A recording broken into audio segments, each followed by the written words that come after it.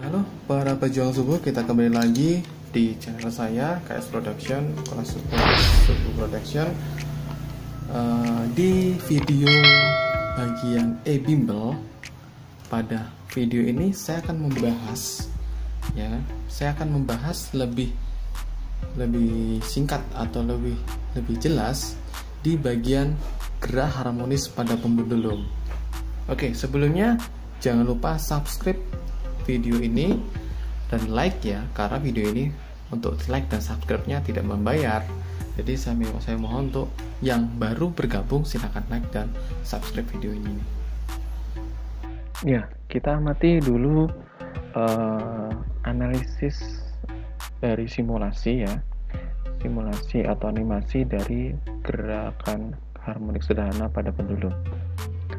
Ya, pada pendulum ini kita gantungkan sebuah beban pada sebuah tali, di mana saat kita simpangkan sebesar theta ya, ketika ini ada garis timbangan, di sini ada sudut theta, beban atau memiliki massa sehingga dia memiliki sebuah gaya berat. Gaya berat ini diproyeksikan ke sumbu X.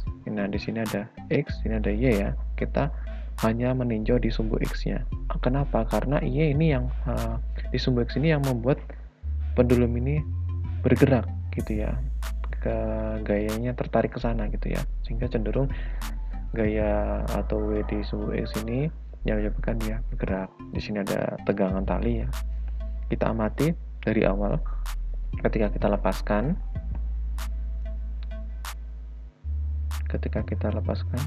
Nah, oke. Nah, di sini posisi di posisi awal tadi ya, seperti posisi awal, ternyata apa yang terjadi? Yang terjadi masih ada gaya berat, ada proyeksi gaya berat ke sumbu X, ada tegangan pasti masih ada. Namun grafik energi kinetiknya 0 dan energi potensialnya meningkat atau sangat maksimal. Kenapa sangat maksimal? Karena di posisi ini simpangannya adalah simpangan maksimum, gitu ya. Sama halnya dengan posisinya di sini nanti. Simpangannya maksimum, energi potensialnya juga besar dan energi kinetiknya 0. Kita lihat. Nah, ya kan? Sama dia. Posisi di sebelah kiri dan di sebelah kanan sama.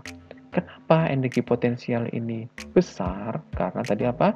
Simpangannya adalah simpangan maksimum gitu ya, di simpangan maksimum. Energi potensial ini kita sudah mengetahui ada pengaruh dengan ketinggian, ya kan? Mg kali H. Kalau di sini kita kan ada simpangannya, simpangan maksimum. Dianggap simpangan, kita ingat di gerak harmonis sederhana, simpangan itu disimbolkan X atau Y tergantung dari gerakannya. Nah, untuk di pendulum, untuk simpangan maksimum ini adalah di X-nya. Ini sini ada dari titik setimbang di sini lurus dengan batang ini ya. Dan ada batang dengan beban itu merupakan simpangan maksimum atau A atau X-nya. Nah, apa yang terjadi waktu di titik setimbang? Nah, ini kita angkat di titik setimbang. Yang di titik setimbang yang terjadi adalah faktor dari gerakan tadi, yaitu proyeksi gaya berat di sumbu X. Ini harusnya kurang nempel dikit ya. Menghilang atau 0. Tapi kenapa bisa bergerak? Bergeraknya karena faktor energi yang tersisa, yaitu energi kinetik. Energi kinetik kita tahu itu merupakan faktor energi kinetik adalah kecepatan. Kecepatan yang dihasilkan dari posisi sebelah kiri tadi boleh atau sebelah kanan. Ketika dari sebelah kiri dia menurun tadi, masih ada sisa kecepatan. Sehingga akan mengain dari misalkan dari kiri akan mengain ke sebelah kanan begitu. Nah, posisi setimbang ini pun ternyata energi potensialnya 0.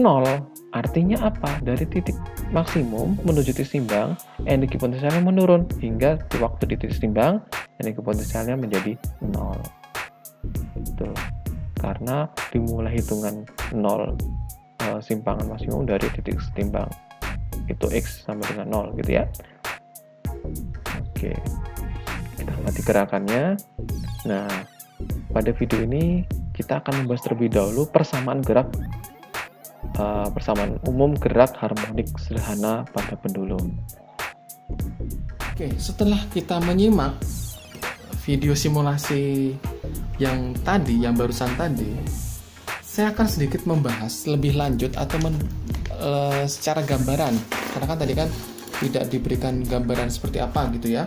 Nah, sekarang saya akan membahas lebih lanjut tentang gambaran dari pendulum tersebut secara gambaran besar gitu ya. Apa saja di sana, ada simbol-simbol besaran apa saja yang di sana. Oke, pertama kita tulis dulu topiknya, GHS pada pendulum gitu ya. Pendulum tadi itu bisa dikatakan ayunan, boleh ayunan, kita ngomong ayunan ya bisa ayunan, atau bisa dikatakan benda diberi tali. Syarat dari ayunan ini pada pendulum ini, pendulum sederhana ya, pendulum sederhana kita bahas ini, syaratnya adalah tidak ada massa tali atau massa tali diabaikan gitu ya.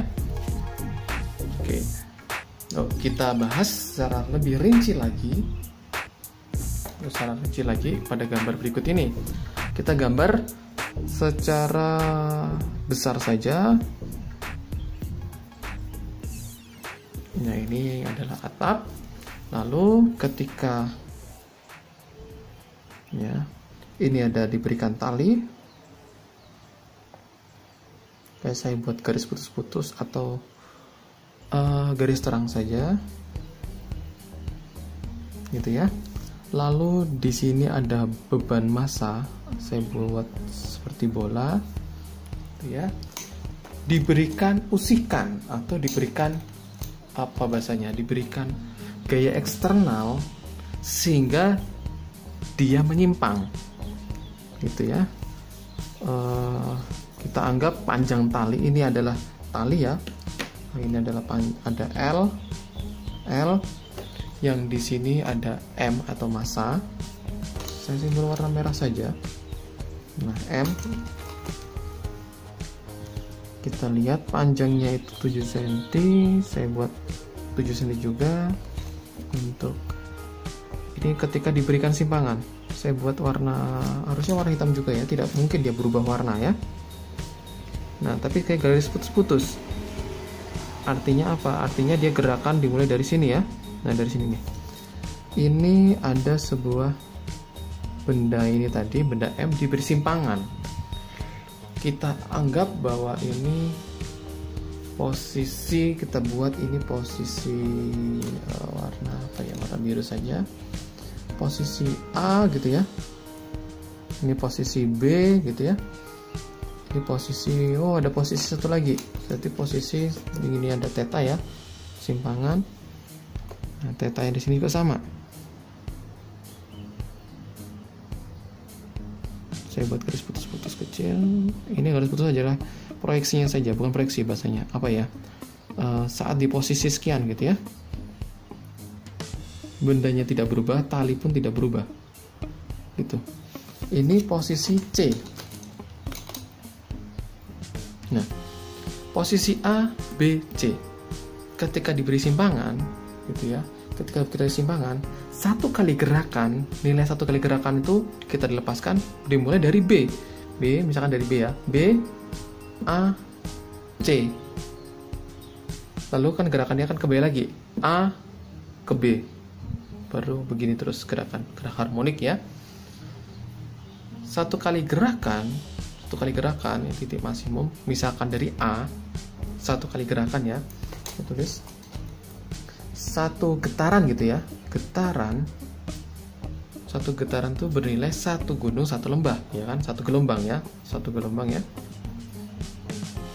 Itu misalkan kita mulai dari A, berarti misalkan kita mulai dari, nggak mungkin dari A ya, dari B ya, karena simpangan dari B ke A, dari bukit ke A, ke C, ke A, lalu kembali ke B lagi ya kan. Ya, ini adalah satu getaran. Nah, kita bahas satu persatu. Gini, ini ada L, ini pasti juga sama. Ini ada L, yang di L juga panjangnya sama, karena satu benda. Lalu ada theta, ini pun theta sama. Simpangan ini sama dengan simpangan ini, 1 misalkan 2 ini ya. Kalau gerak harmonis kan sama gitu ya. Nah, diberi simpangan theta, lalu apa yang terjadi? Apa yang berada dalam sini? Kita lihat ada gaya-gaya apa saja gitu ya. Yang pertama, tegangan tali sendiri. Nah, ini adalah tegangan tali. Lalu ada yang dari tengah sini yang menuju ke bawah apa? Gaya beratnya. W-nya sama dengan M kali G. M kali G ini kita proyeksikan. Nah, proyeksinya kita lihat di sini. Kita anggap bahwa di sana sumbu X, di sini sumbu Y. Tuh. Nah, kita proyeksikan. Baik, kita lurus begini. Harusnya pakai Mister Siku ini ya.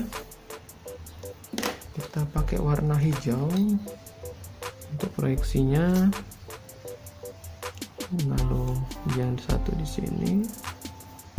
Nah, yang satu di sini. Oke, gitu. Ini M kali G dan di sini adalah kita anggap WX dan di sini ada WY. Sorry, kebalik. Ini WX, ini WY. Maaf ya. Nah, kita lihat nilai-nilainya. Nilai dari WX yang ini ya, sama dengan ini theta, berarti tetanya di mana? Di sini kah atau di sini? Di sini ya, benar ya. Berarti nilai theta di sini, ini theta. MG sama dengan WX sama dengan W kali sin theta. Depan ya, di sini kan sama ya. Sehingga M kali G sin theta. Lalu ada WY sama dengan W cos theta. M kali G cos theta. Ya, kita sudah uraikan. Nah, di sini, di saat di titik sini adalah kita anggap titik A ini adalah titik ini ya, titik setimbang. Gitu. Jika misalkan ini gerakan ini begini ya, bentuk gelombangnya misalkan dari sini ke atas, ke tengah, ke bawah gitu ya. Sehingga kalau kita gambarkan begini bentuknya kurang lebih. Ini mulainya dari sini, titik setimbangnya. Ini ke atas, ke bawah, ini terus dan selanjutnya gitu ya. Nah, ini titik B gitu ya. Titik A, ini titik B, ini titik B, ini titik C. Berarti amplitudenya mana? Amplitudenya sini. Oke. Nah, setelah itu gimana? Setelah itu kita coba untuk menguraikan lagi. Menguraikan nilai Y dan X-nya. Jika ini kita luruskan menjadi siku ya, kita anggap ini sikunya. Nah, ini siku. Nah, ini adalah X, ya kan? Ini adalah X-nya. Dan yang ini Y. Y-nya sangat kecil. Oke, sebelum kita bahas lebih lanjut, kita bahas dulu syarat dari pendulum Greas. Tuh, jadi syarat pendulum dikategorikan GHS. Yang pertama syarat dalam GHS ini, yang pertama adalah theta ini ya, atau sudut ya, sudut simpangan, nilainya theta tersebut sangat kecil, ya kan? Ini sangat kecil. Mengapa sangat kecil? Atau nilai cos theta itu sebanding dengan 1 gitu ya. Mendekati 1, berarti cos berapa? Mendekati 1 cos dari 90 derajat ya. Mendekati 1, sehingga nilai tangen theta itu sama dengan sin theta, ya kan? Sehingga mendekati theta itu sendiri. Oke, ini bahasa matematis. Intinya gini, sudutnya sangat kecil itu kenapa? Karena salah satu syarat di GHS, dikatakan GHS itu lintasannya lurus gitu, supaya ini arahnya untuk lintasan lintasan gerak gitu ya, lintasan geraknya lurus gitu. Artinya apa? Dianggap bahwa nilai Y-nya itu dianggap 0 gitu loh. Paham tidak? Tidak ada pergeseran gitu. Delta Y-nya, saya beri warna beda. Delta Y-nya itu mendekati nilainya 0 gitu. Tidak ada pergeseran Y. Artinya dia lurus X saja gitu. Tapi kan nggak mungkin menurutnya. Jadi bentuknya agak sulit begini gitu, agak melengkung. Makanya dibuat tetanya sangat kecil, N-nya makin besar gitu ya misalkan, sehingga teta makin kecil, gerakannya makin lurus gitu. Nah, akibat yang kedua, karena lintasan yang lurus tadi Y-nya mendekati 0, ini delta Y-nya itu mendekati 0, sehingga apa? Sehingga nilai A atau A di Y itu juga mendekati 0 gitu.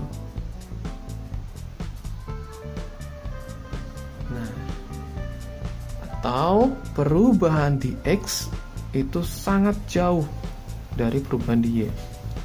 Misalkan ini perubahannya dalam meter, yang ini dalam 0, mili gitu ya. Misal ya, ini dalam meter, bla bla meter ini ternyata dalam 0, sekian mili, kan sangat kecil gitu ya.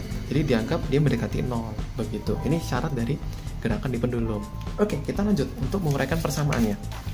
Nah, kita lihat bahwa nilai tadi itu sampai sini ada X, ada Y gitu ya. Di titik setimbang. Nah, pada waktu titik setimbang ini nilai, kita tulis di sini nilai X-nya gitu ya.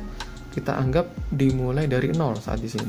X-nya 0. Berarti mulai dari A misalkan. Kalau berarti dari A ke B misalkan.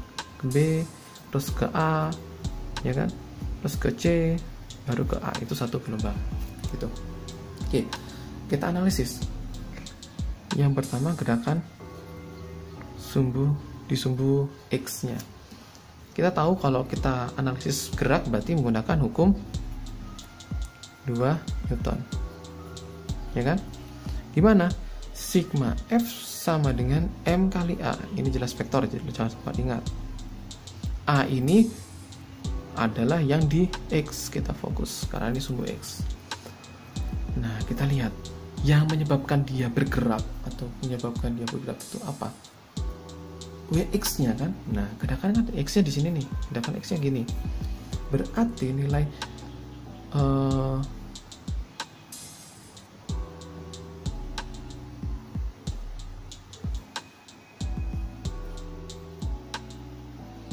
nilai gaya yang kita berikan, kita gaya eksternal ini ya. Ini F eksternal. Ya, eksternal ini berlawanan dengan nilai dari sini, nilai Wx-nya. Ketika kita lepas, yang menyebabkan bergerak apa? Wx-nya, gitu ya. Kita tulis nilai Wx itu bernilai negatif. Kenapa bernilai negatif? Karena berlawanan dengan gaya eksternal kita tadi, gitu ya. Jadi nilainya menjadi mg, Wx-nya ada sin theta sama dengan m kali ax, ya kan? Oke, lalu kita uraikan. Minus M kali G sin theta minus dah ruas M kali A sama dengan AX ya 0. Oke, kalau kita ingat bahwa nilai A itu di sini ya, A itu sama dengan gitu ya dy per dt ya kan, atau d kuadrat y per dt. Ini gerakan di x ya, berarti x ya, sorry ya. Nah, atau kita simpulkan x double dot ya, berarti x turunan ke 2 hasilnya gitu. Berarti kita tulis nilainya ini menjadi m nya kita coret dulu aja ya, karena sama ya. M nya kita coret saja dulu, minus jadi minus g, berarti oke. Ini minus G sin theta minus D kuadrat X per dt, atau ya kan kita ubah jadi positif semua boleh. G sin theta plus apa ini A gitu ya, atau X double dot. Sulit nggak ya? X double dot gitu ya, bolehlah gini dulu. Nah, dari sini kita tahu bahwa nilai dari sin tuh gimana sih nyarinya gitu ya. Sin itu X ya kan, depan ya. Nah, kita tulis di sini boleh. Ternyata nilai sin theta itu kalau ini X, ini L, ya kan? Ini kalau ini L kan baca sampai sini. Nah, yang ini nih, ini adalah L dikurang Y gitu kan. Gak mungkin kita pakai yang ini aja, pakai sin aja. X per L. Nah, berarti kalau sin theta ini X per L sama dengan ya, kita masukkan G X per L ditambah X sama dengan 0 gitu.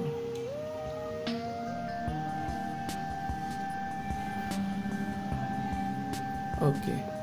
Nah, nilai kalau di dalam buku gitu ya, nilai omega di sini gitu ya, atau kita rubah saja bentuknya menjadi ini. X, ada X-nya, G per L ditambah X double dot. Nah, ini adalah kita kotakin warna merah, biru, hijau. Kita biasa kotak pakai warna hijau. Ya, ini adalah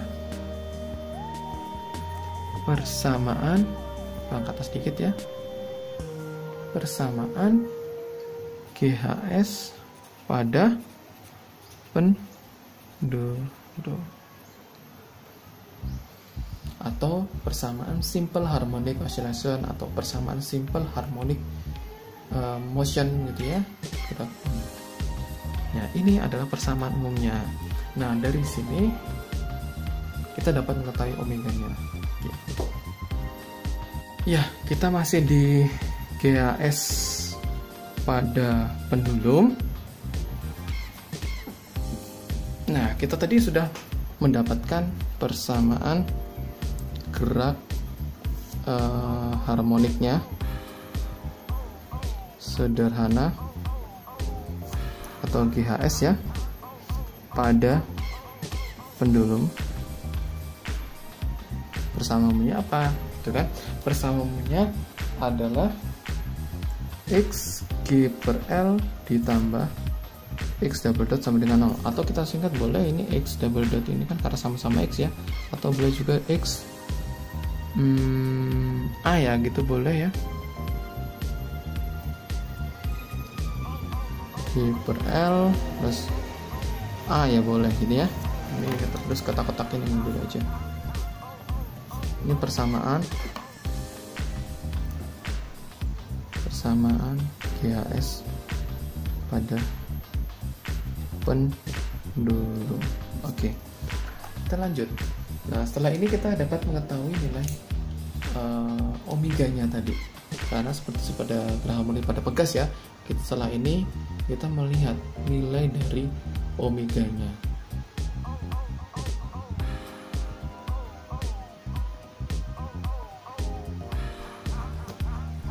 Oke, nilai omega dalam persamaan ini tadi ya, nilai A gitu kan, kita tahu tuh kalau keadaan di mana ya, di mana nilai dimasukkan nilai A gitu ya, nilai A pada suatu gerak harmonis percepatan untuk di keadaan maksimumnya atau segala macam itu ya, nilai itu kan omega minus omega kuadrat X gitu ya, ya kan. Nah, sehingga nilai A di sini dapat kita masukkan gitu, nilainya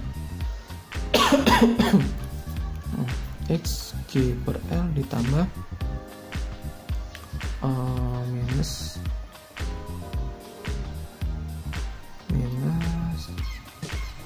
omega ya, omega kuadrat X sama dengan 0.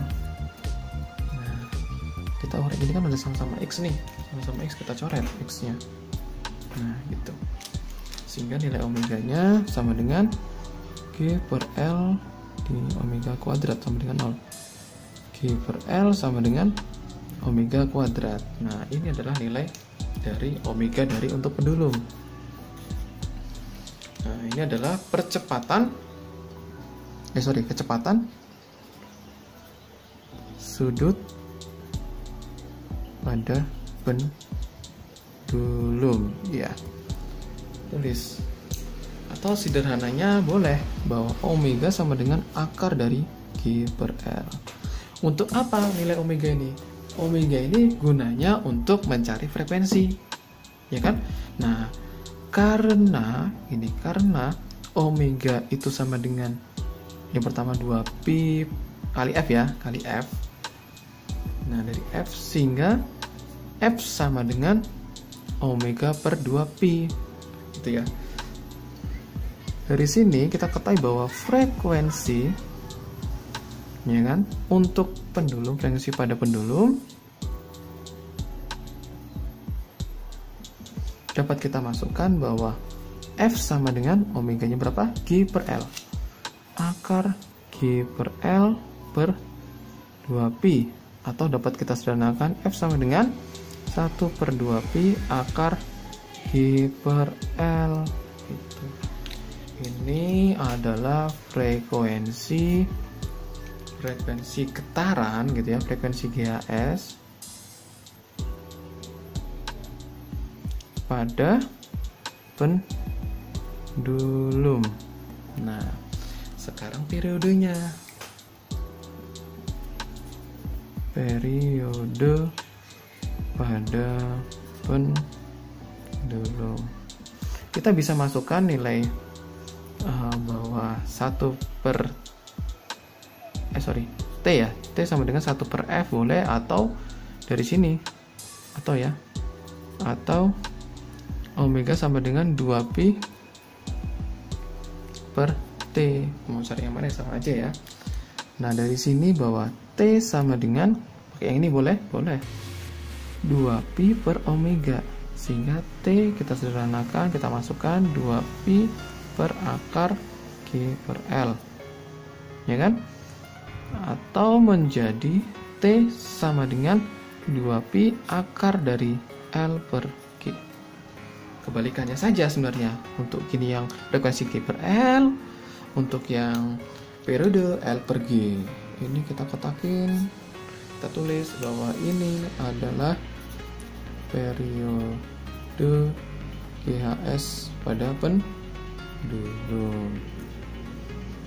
Ya, hanya itu saja untuk frekuensi, periode, dan gerak harmonik sederhana pada pendulum. Apalagi yang kurang ya? Oke, jadi kesimpulannya pada pendulum itu, ya kan, frekuensi periode itu hanya dipengaruhi oleh gravitasi dan panjang L-nya. Tetanya dipengaruhi enggak gitu? Tetanya tidak. Yang mempengaruhi periode dan frekuensi adalah gravitasi. Oke, kita belum kasih keterangan ternyata ya. Kita keterangannya di sini. Dari mana ya? Dari sini ya.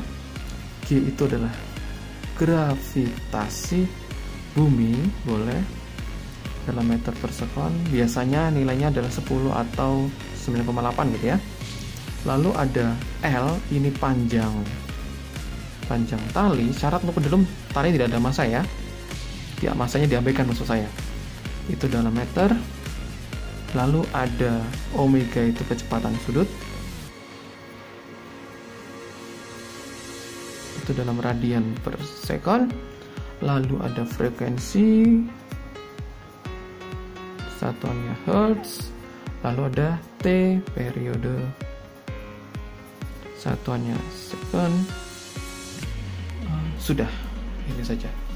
Oke, kita coba di persamaan. Ini digunakan dalam soal.